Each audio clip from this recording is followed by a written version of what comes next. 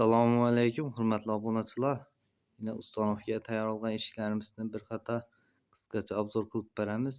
Arziman bir mehnatimiz qadrlab bir like'larni bosib, kanala obuna olup ko'rishni unutmanglar. Görüp kuzatib boraverasizlar. Yine bu eshikimizga keladigan bo'lsak yine zamoklar ham 5 keldi. Zamok orijinal yine. Lapçaylarını yine göreverasizlar. Arkalar ali kapı.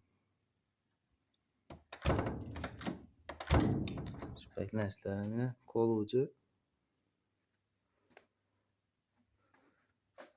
Bu eshigimizni Ustanovga aytadigan yerimiz Xivaga Ustanovga qilamiz buni.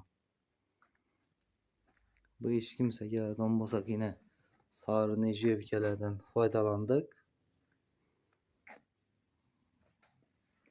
Kraskalar ham yine dayva kraska, dayva lak urildi.